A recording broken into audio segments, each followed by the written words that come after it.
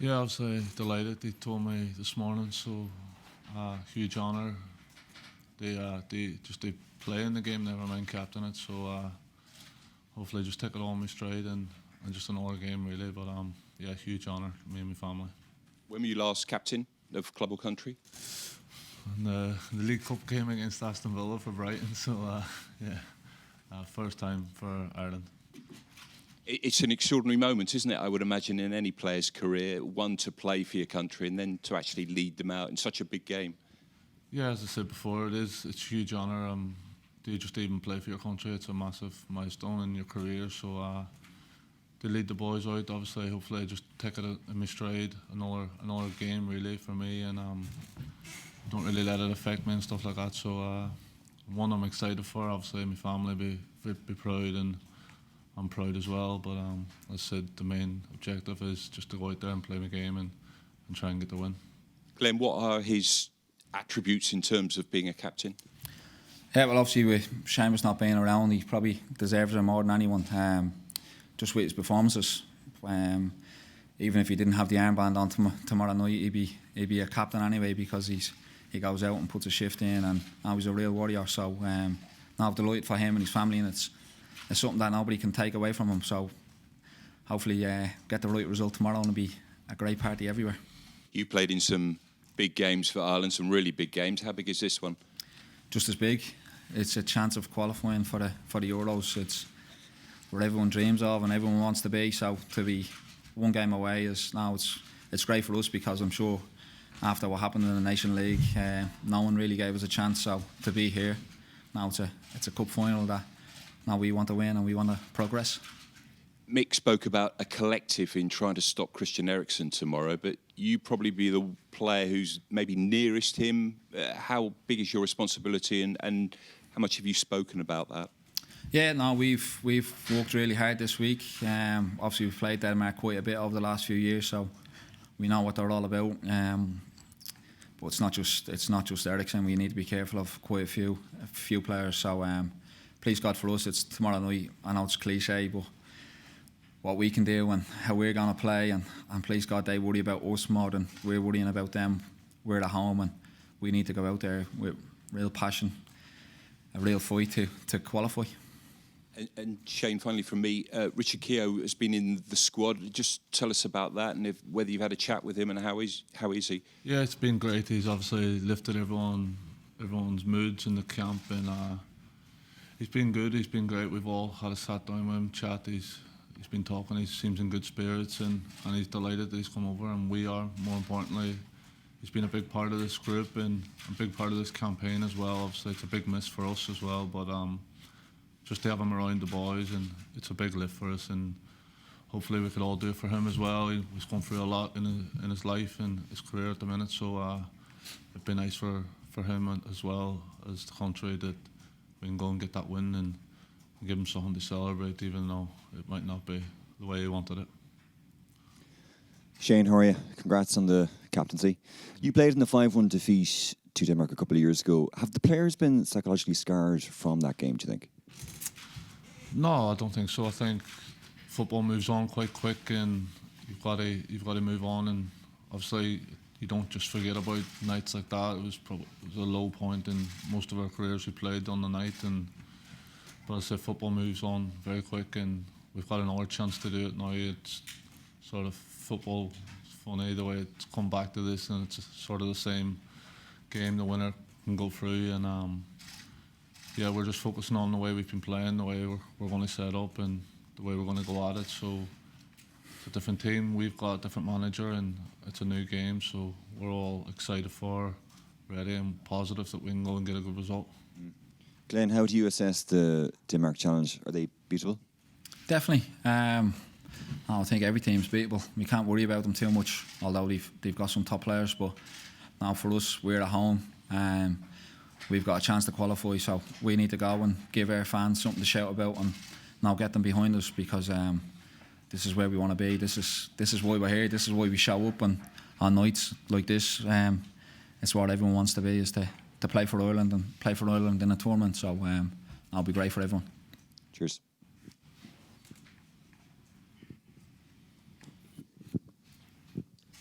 Shane, Ireland have meet Denmark 5 times now in the last 2 years. You have not won. Yeah. Why do you think Ireland will win tomorrow? They've been quite close games over. Obviously, they've got that Rome result against us where they beat us comfortably, but we're positive. We're positive against any team. Never, not just Denmark. We think we can beat anyone on the night if we perform their best, and we've been close to beating them. So I said, new game we're all ready for, and we know their strengths, we know their weaknesses, and we've played them that much over the last few years where you sort of get to know them very well, and obviously we've done work on them, so we know their strengths, and we're positive. As I said, just go out there, play our game, and get the Aviva rocking, get a good start, get after them, and hopefully we can have a good night. Gents, just interested to get both your takes on this question. In terms of Denmark and the way they play, 2 front men who are supposedly wide men have a tendency to really come in and run that channel sort of between your centre-half line and I suppose, Glenn, where you play. How difficult is that to pick up? Do you have to sit deeper, Glenn, or Shane, is it a case of pushing that line up further? And, you know, you've obviously got the centre-forward to look at for, and then you've got Christian Delaney coming through as well. So how does that work really, just in terms of both? Yeah, now they've got a formation that really suits them, and now it works really well for them. I think away from home and the 1-1 draw, we noticed that quite early. So listen, you can look after Christian, but then you know Poulsen and Brightway's coming in the other side. So now we'll have a way of playing and a way of stopping them, hopefully. But I think for us, I think, please God, if we're both playing that, now me and Shane need to be definitely on our toes, because they've got some top class players. So, but like I said before, please God, they're worried a little bit more about us than what we can do stopping them, because we're at home. It's the Aviva, and now we need to get it rocking. Yeah, it's same really. What he says, got to worry about us, and we out the game out there. We did realise early on that they were getting a lot of space in them pockets, so we sort of changed it quite early on over there. So hopefully we've got a game plan and be ready for it this time. Just in terms of, we spoke to Mick earlier about setting the tone for games, mentioning the Mark Overmars tackle in the Dutch game back in the day to really get the stadium rocking, I suppose, and just the team pumped. It's a different way. Mick was saying he doesn't think a tackle is probably a way you can do that in this day and age. Is there a way to really get that early foot, you know, to get the early sort of momentum in a match? Yeah, well, I think a tackle could do it. I think if you get a good tackle, a hard tackle, and that'll get the lads going and gets the fans going. If it's a goal, if it's, I don't know, defensive tackle, something like that, anything that we can use to get everyone going and getting up to speed quite quick, we'll use, because now we're going to need everyone on top form, the 11 that plays, and then the 3 lads who can come off the bench as well, because it's going to be a tough night. It's not going to be easy, and now please God, Denmark, they know that as well, that they're coming in for a tough game and a hard game. Shane, congratulations on the captaincy. Does it change how you approach the game? No, certainly not. I said same mindset, same goal as every game that I play for Ireland, is just to go out there and try and play well with the lads and for my country. So same mindset, same things, and same Shane. So yeah. You thought about your team talk yet? He just has to remember to put the armband on, I think, more than anything, in case he doesn't forget about that. No. In terms of leadership or captains, I mean, you would have played with so many great captains throughout your career. Like, I mean, would you style any kind of leadership on anyone? Or? No, I just think I'll sort of be myself, and it's got me where I am now at the minute, and the lads will know me quite well the way I am, and I'll just sort of be the same Shane, be the same me around the place, but when I step over the white line, and just be that Shane, which hopefully I've done for Ireland over a couple of years now, and just don't change, and hopefully it can kick me on and go on and just keep progressing my career. I feel like I'm in a good place now, and keep pushing on and try and better myself. But nothing changes. And Glenn, like, I mean, Irish football has had these, great one-off nights against big opposition in the last 10 or 15 years when perhaps we've been written off by some of us. You. By me particularly, yeah. But, like, are you confident that tomorrow night can be another one of those? Definitely. Keep saying it. This is what we want. This is why we're here. This is why you rock up for the friendlies when you could be on a beach having 4 or 5 days off. This is why you play for your country, is to play in these games. There's kids out there who were dreaming to play for Ireland, and both of us were both kids at one stage. So I think it's a little bit different for me because just that little bit older than Shane. But now it could be the last big night for me. So now I'm going to cherish it and I'm going to enjoy it as much as I can, even though it's now it's a nerve-wracking big game. Yeah. Are you thinking that consciously going in that this might be the last big night then? Yeah, definitely.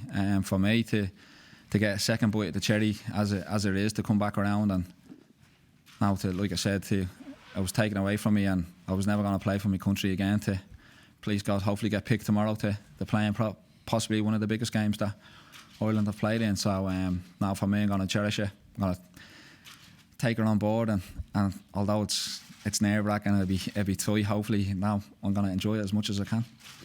Good luck, lads.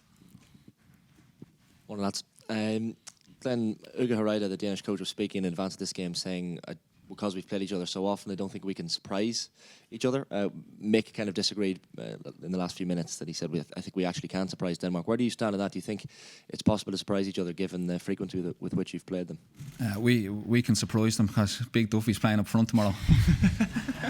Now, listen, no, I think for us, I think both nations are probably getting a little bit sick of each other. Obviously, the Danish reporters, like he said, about playing 5 times, whatever it is, but we haven't got the win. So that's our motivation. There we go. He's brought it up. Let's use that. We haven't beat them in 5 games or wherever it is. So why not tomorrow night? So we'll be using everything that we can. The 5-1 result that you've talked about, not beating them, whatever it may be, we're going out because, like, no one gave us a chance to be here. We're one game from qualifying. So now we need to use that. And Shane, congrats on the captaincy, first of all. Not to dwell on the 5-1 too much, but obviously Mick wasn't involved either. But is that a game that you've kind of spoken about in the build-up? Is that something you're hoping to feed off? Maybe revenge is obviously a word that's come up in the press as well. But is that a game that's been spoken amongst the squad in the build-up to this game at all? No, not really. I think before you've got that game's in the past and it's gone and dusted. We move on, and we've played them twice, 2 or 3 times since that. So you move on from that. Everyone's had bad nights in their career, and we've all had them. And that's the thing. We move on. It's a new night, as Glenn's saying there. It's a big opportunity to go and to actually go beat them this time. That's our motivation, to go and win. And as I said, Mick weren't here. It was an old manager, different style, different players, and that's what we're doing. So we've got a way of playing, and we're all excited. And as I said before, the surprise is what Glenn says, the motivation to go and actually get that win and one game away from the Euros, which is what we're all dreaming of. Yeah. Just these last ones. Yeah, Andreas from Danish radio. Hello.